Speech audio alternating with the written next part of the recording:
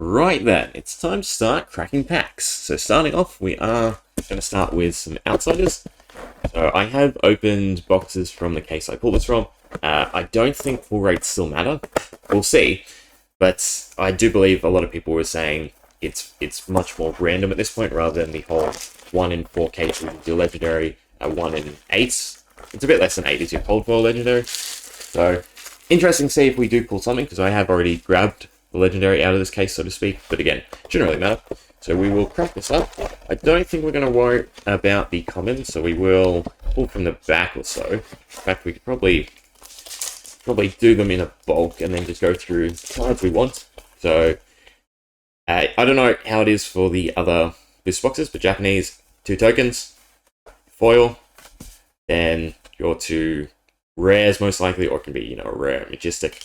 So for instance, the foil we got is a common, so we got Toxify. So I don't think that's going to be worth anything. How exactly do I want to set this up? I don't really have a lot of space. You know what? We'll stick them sideways over there. And then our first rare, Infectious Host. I might have to turn down that light. I don't know, how's it look? A bit hard to see. And then another Toxify. So 2 rares, unfortunately. Nothing too great out of that. You know what? Let me actually organize a little bit better. Right, that looks a bit better. Okay, so commons, tokens, they can just go together because I have already sorted and pulled out 3s. So I don't really need any of them. And then we will just empty it out. I did that a bit horribly. As you can see, I am grabbing from the same case. Wow, it could be a little bit of funny business, who knows. Okay, how do we want to do this? I want to crack them all and just pull aside the valuable cards. We should do it suspensefully. We can go through each card. I get the joy of figuring out prices later too. Jumping into that whole editing scheme. So our foil is Backstab. I think Backstab's going to be decently priced. Again, I don't know off the top of my head, but all of the dagger stuff seems to be pretty good. So our first rare is Hurl, another good one. Rares go there. And then we also got Wander with Purpose. So I don't think this is too great, but we'll see. We'll put the Majestics down there. Commons. Overall, I'm excited to see what decks come about.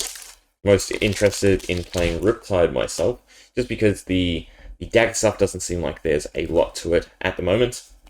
So our foil, common, malign, put down here. And then Spinning Wheel Kick was our first R, which means no M, because I believe it is the last card that gets replaced, right? And then Fletch the Red Tail. So yeah, so Riptide. Much different playstyle than obviously Azalea, because you are focused around defensive or reactive plays more so. So I think there's some pretty good merit to it, just running essentially all the traps along with any of the arrows that lock out your opponent from doing anything, so like the immobilizing shot. There's a few other ones that penalize them for playing. These packs are really annoying to open, I gotta say. That penalize them for playing 2 many cards, 2 tokens. Scout the Periphery. Nope, no good. Laced with Bloodrot. The dots. Token generation? Oh no, they are technically dots, right? I mean, I think the majority of people would consider them just dots in the RPG sort of mind frame. So that's another style that I want to play. Probably Riptide with defensive traps and dotting would be a pretty cool sort of deck to build. Deadly Duo for our common foil, and then Bleed Out. All the Assassin Ninja joint cards I think will be really good. So that is a normal rare, and then looking for Scrap, normal rare. All our commons. Should probably check the equipment. I don't think I'm missing anything. I have at this point opened 1.5 cases, I think. It's awful packs. Okay, so no cold foil. Japanese, the cold foil is really easy to see. Freewheeling Renegades. I haven't actually taken a good look at the generics to see if there's anything of significant value that you should, sort of be running. And another Backstab. I do think those, maybe not the normal versions, but the foil will probably be, $1 or $2. Generally speaking, obviously the foils hold value a lot better here in Flesh and Blood because they are not overprinted. Even with, say, like Pokemon. Obviously, a lot of the foils don't see play, but because we're spread out amongst all the different heroes, granted there's only be 3 in this set, that they generally hold a bit better value. So 2 more tokens. Falcon Wing, another common, unfortunately. And then, oh, we got another M, Premeditate. So that'll be interesting to look at. And then Bonds of Ancestry. Right. Not even halfway. Main hassle is these goddamn packs. I should grab scissors or something. Just to cut the tops. At least, you know, the cards aren't going anywhere. Okay. Sedation Shot. So I believe this is another one that's... No, Inertia. I don't actually remember what Inertia does off the top of my head. Obviously, both Blood Rot and the Poison are easy enough to remember. At least with Frailty. So, we're doing pretty decent from what I hear, since we already have 2 M's. I think a lot of people have been somewhat upset. Oh, okay. Get back to that. So this is definitely the Cold 4 card. I'm curious to see, because you can... yeah, you can see the damage on this card. And again, that's because for these packs, there is just a lot of wiggle room where they can move and shuffle about. So this token is really... not that great. Even the edging, you can sort of see how it shines on the edge here. That's because it's hanging up because of the cutting mechanism. So, Cracked Bubble means this is our cold foil. We'll leave it up top for now. What was that? So, Humble, just for an R. And Spinning Wheel Kick. So it's most likely a common, but you never know. Rare, and the other rare is Bleed Out. Alright. Cold foil. Dun, dun, dun, dun. We got a Mask of Malicious Manifestation. So I don't think this is decent. We'll read it quickly. So, pay 1, put a card from your hand or arsenal on the bottom of your deck, destroy the Mask of Malicious Manifestation, reveal the top card of your deck until you reveal an attack action card. Put it into your hand, then shuffle. So it allows you to find an attack action card. It's decent. Search is always nice here in Fab. But I don't think, you know what, we should probably sleeve it, because it is still cold foil. Even if it's only, you know, a few dollars, it's still a cold foil. And I do collect them, so I would like to keep it in good nick. We'll stick it in our little sleeve. It can stay down there. Alright, so unless we get a good Majestic, I don't think this box is going to cut it. Oh well. What was I saying? Right, the dots. Oh, shiny. Common. Neat. Oh, keep getting interrupted. So 3 M so far, right? No foil though. So the dots. I can obviously remember what Blood Rot and Poison does. Not that I can remember the name of the poison because they're self-explanatory. I'm pretty sure they both do damage, right? But then Inertia does something. I feel like it deletes your hand and makes you have to draw again. Oh, well, we're doing it this way anyway. The commons, 2 R's, Shakedown, Foil. I think that's worth a good little bit. I have 3 foils already of Shakedown. So, no issues in selling that one. Oh, not the Frailty.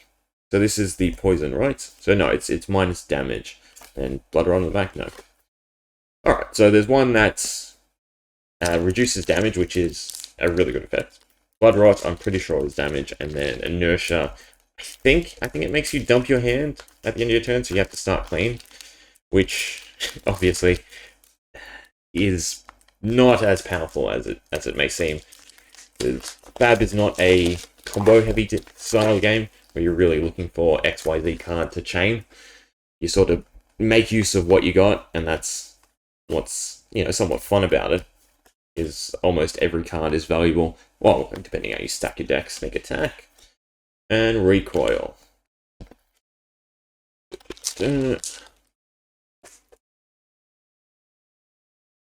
Tokens. Falcon Wing. Infectious Host. That's an interesting one to play around, obviously, if you're both dotting. And Pendulum Trap. I do need more of the trap cards. Yeah, we're on to the back half, it seems. When we get something else decent. I think it's like $40 so far altogether. Through the M's and the lackluster cold foil. I mean, it's still pretty, don't get me wrong. But obviously, values are not holding on them. Oh, Stab Wound, that's another good M. I don't care. Toxicity is the other one. And then more comments. Yeah. They're all bulk at this point. I have, I think, 2 boxes full already of the commons. I mean, obviously, it's good for drafting. And it's not as bad as other games, the bulk. It's always nice. Toxic Tips. Rainbow Foil. We'll put that with the Cold Fox. It should be worth a few bucks. Wreak Havoc. And Bleed Out again. Probably pick them up.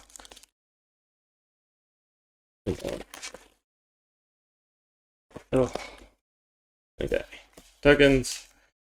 Isolates. Common Shiny. Wreak Havoc.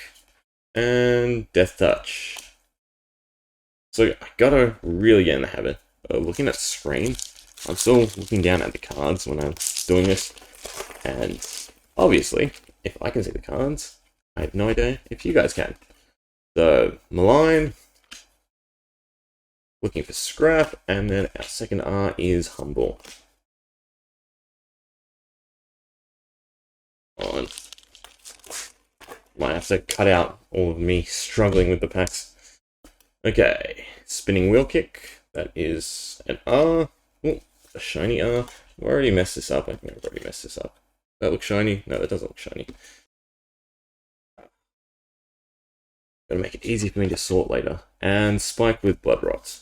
Like, yeah, Spike with Blood Rot. And then, oh no, second R. It's Hurl. Once they sort of print more cards that enable you to make use of the inventory, quote unquote, the sideboard, a lot of cards will see a lot more play. A lot of cards probably will see less play. I think all of the classes should have some sort of way to change out equipment. Probably equipment that's niche to them. So I think the next go is probably to add a side piece like the quivers for wizards. Oh, there we go. One punch. It's not anything good. You're not missing out. Recoil and Bleed Out again. So, for instance, what could you change? Probably want to change gloves on Warrior, just so you can swap into different ones that give the different buffs. I think that'd be great. Assassins, ninjas, already daggers. Probably the mask slot, or head slot, I should say, for ninja. Might see some more use. A lot of the different search mechanics for you to pull from. Short and Sharp, Cold Foil, Bonds of Ancestry, and Fletch the Yellowtail. Fletch a Yellowtail. I mean, we got left. We got 4. Almost there. And I can give my fingers a rest. They blistered yet? Well, not blistered. The skin was starting to peel off. As gross as that sounds from just the tugging. Head leads the tail. Tongue twister if you say it too fast. So another... What's going on? There is something wrong. Yeah, I'll figure it out later.